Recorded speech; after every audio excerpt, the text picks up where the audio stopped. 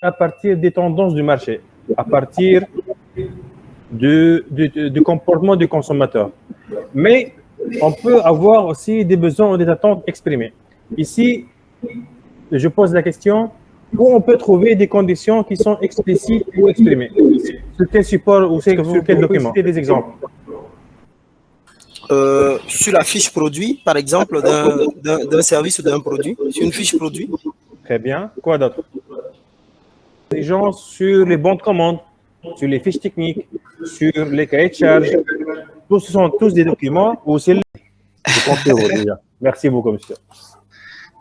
Alors, comme a dit monsieur Cissé, c'est un exemple d'être orienté client. En anglais, on dit customer focus. Donc, l'orientation client ne signifie pas juste les réclamations clients. Aussi, il faut être, on parle de l'écoute client, traiter ses retours, quels que soient positifs ou négatifs, s'approcher des clients, participer des foires, organiser certains webinaires, faire des sondages clients pour savoir ses tendances, faire des enquêtes de satisfaction client. Donc, il y a plusieurs modalités pour démontrer qu'on est orienté client. Le deuxième principe, c'est ce qu'on appelle le leadership. Aussi, c'est une analyse et une évaluation. Vous voyez, surveillance, mesure, analyse et évaluation. Tout un cycle de monitoring et d'évaluation de performance. Maintenant, un autre élément très important qui est à la propriété de la direction, c'est ce qu'on appelle la revue de direction. Est-ce qu'il y a quelqu'un qui connaît c'est quoi la revue de direction? D'accord. Alors, la revue de direction, en anglais, c'est ce qu'on appelle le management review. Je veux parler maintenant directement dans la pratique. Alors, la revue de direction, c'est une réunion qui rassemble la direction avec les responsables de ces processus. Et bien sûr, avec le responsable qualité, qui est déjà aussi un responsable de son process. Bien sûr, le responsable de management de la qualité. Hein. Juste une remarque. Hein. Avant, dans la version 2000, généralement, on travaille jusqu'au moment ainsi avec les responsables de qualité pour garantir la bonne application du système. Donc, on revient. La revue de direction, j'ai dit, c'est une réunion qui rassemble la direction avec les responsables de process. L'animateur, bien sûr, sera le responsable de qualité et on va faire comme un bilan de tous les systèmes. La fréquence d'organisation de cette revue, elle n'est pas déterminée. La norme dit à des intervalles planifiés.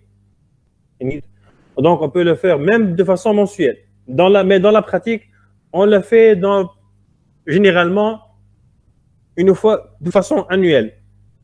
Pour les systèmes qui sont encore récents, non matures, on le fait une fois par semestre. Mais généralement, on le fait une fois par an.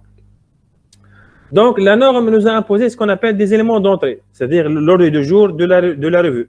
Qu'est-ce qu'on doit parler? De quoi on doit parler? On doit revoir des revues de direction précédentes, examiner les enjeux internes et externes, désolé, c'est une faute, satisfaction et commentaires des clients, les objectifs qualité de la revue qui ont été atteints, les performances et la conformité des produits et des services, les non-conformités et les actions correctives, les résultats d'audit, on va voir l'audit bien sûr dans la formation d'audit, la performance des fournisseurs, vérifier qu'on dispose suffisamment de ressources, les risques et les opportunités, et finalement la revue d'amélioration. Donc, tout le monde va parler, on va discuter, par exemple par réparation, par élimination, par isolement, par identification, par dérogation. Est-ce que vous connaissez c'est quoi la dérogation? La dérogation, c'est c'est juste la décision prise de contourner un règlement. Alors, comment dirais-je? C'est pas vraiment un détournement, mais c'est une solution de correction, mais qui ne doit pas être utilisée de façon abusive. Voilà, pas de façon permanente. C'est pas une règle, c'est l'exception plutôt. Donc, par exemple, je vais vous donner un exemple. Restons dans le cas des des eaux minérales.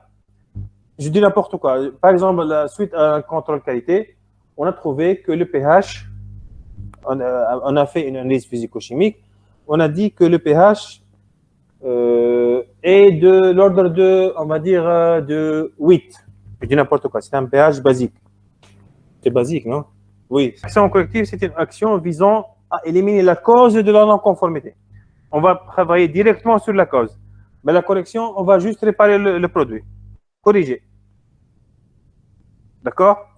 Une fois qu'on a fixé l'action collective, on va mettre en place cette action et on va passer à ce qu'on appelle la mesure d'efficacité. Est-ce que vraiment l'action a été efficace ou non?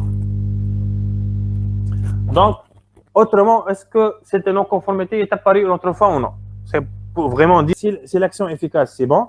Sinon, Voilà. si elle n'est pas efficace, soit on doit définir une autre action, Tout à donc fait. elle n'est pas appropriée, soit l'analyse des causes elle-même n'a pas été correcte. D'accord. D'accord. Donc, selon le cas, au cas par cas. D'accord. Maintenant, on va faire un exemple pour clôturer. Toujours dans la non-conformité, dans ce cas, ce n'est pas le client, c'est au niveau du laboratoire. On a détecté les corps étrangers et les impuretés qu'on a évoquées au début de la formation. Donc, il a dit que c'est une non-conformité. Alors, comme correction, tout le monde, qu'est-ce que vous proposez? On va commencer par l'action de correction. Par la correction, Oui. c'est pas l'action corrective, mais c'est plutôt la correction. Maintenant, on va suivre toutes les étapes. Ah, d'accord. Donc, si on veut suivre toutes les étapes, on a déjà détecté la non-conformité.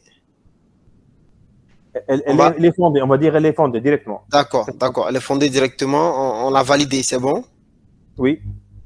Donc, on va aller vers le fichier de non-conformité pour avoir les... On suppose qu'on a évoqué plusieurs causes possibles. Soit c'est un défaut de méthode, donc c'est le process de fabrication lui-même qui est défaillant. Soit la matière, c'est-à-dire la source d'eau, elle est déjà contaminée, le puits avec lequel on travaille. Exact. Soit le matériel, on va dire, on suppose que le matériel... Les plastiques, les bouteilles en plastique. Le matériel, c'est les équipements, ce sont les machines. Exactement. On va dire que les lampes UV ou les filtres, ils sont colmatés. D'accord? Je dis n'importe quoi. Peut-être la main-d'œuvre. C'est un défaut, par exemple, d'hygiène. Ils n'ont pas bien lavé la main, par exemple. Parce que c'est un produit alimentaire, donc l'hygiène, elle est vraiment stricte dans ce cas. Ou peut-être c'est un niveau de milieu. La température n'est pas réglée, l'humidité, je ne sais pas exactement. Après toute discussion en fait, on va dire qu'est-ce que tu vas choisir si c'est. Dans ce cas, on va apporter une action corrective par rapport à ce qu'on a analysé en tant que méthode, matière, matériel ou main-d'œuvre et milieu. D'accord. Qu'est-ce qu'on va supposer que c'est comme cause racine? On va supposer que c'est une cause matérielle et qu'il y avait des infections ou des déchets au niveau des matériels, comme tu l'avais dit tout à l'heure. Au niveau des filtres, on va dire. Exactement, des filtres. D'accord. Donc, la cause a été... Donc, on peut clôturer déjà. Et on peut clôturer, on peut fermer les fichiers, comme tu as dit. D'accord? Exactement. Très bien. Est-ce que l'exemple est clair maintenant? Oui, c'est bien clair. C'est ça la logique avec laquelle on doit penser. Bien sûr, c'est un travail de terrain, c'est pas comme ceci quelques minutes. Mais je vois aussi que tout dépend du secteur d'activité dans lequel on se trouve. Ça dépend aussi de la procédure qu'on a définie. Exactement, la procédure aussi. Du travail. Très bien. Donc, avec ça, on termine le module ISO 9001. Est-ce qu'il y a une question par rapport à ce qu'on a fait aujourd'hui, tout le monde?